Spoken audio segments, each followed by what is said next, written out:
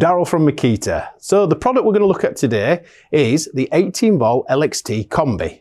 Model number DHP485STX5.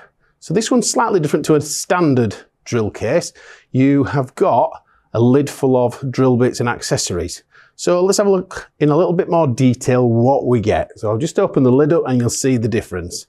So inside the box is the lithium charger, and then we got the 18 volt LXT Combi Drill, and then in the lid of the box there's a variety of drill bits. So you've got flat bits, you've got wood bits, metal bits, masonry percussion bits, different lengths of screwdriver bits, sockets, magnetic holder, a level, screwdriver and hole saws and countersink. So a variety of bits there for you to be able to use, so it makes it a compact set. You'll notice you get one charger, one 18 volt 5 amp battery, which is a high capacity battery, and the 18 volt combination drill. I'm just going to shut the lid and then we'll look at the drill in a little bit more detail. So it's the slide batteries, so they're compatible with any of the 18 volt range. It's an 1/2 inch chuck, which is 13 millimeters, which is a quick release.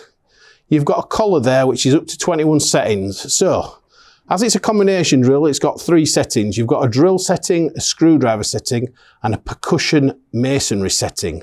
If you change the mode, you have got different amounts of torque in different settings. So you've got 2 speeds as well. We'll show it again. We've got 2 speeds. So this will go up to 50 Newton meters of torque in the lowest gear. If you put it into the highest gear, then it obviously is reduced in its settings. But you can drill metal or wood, and you've got a capacity of 38 in wood and 13 in metal. You've got a percussion hammer drill, so it's the type where you've got to press it against a wall rather than an SDS type setting. So that'll do up to 13 millimeters, but that's got a great amount of blows per minute, which is 28,500. You have also got a light on this machine.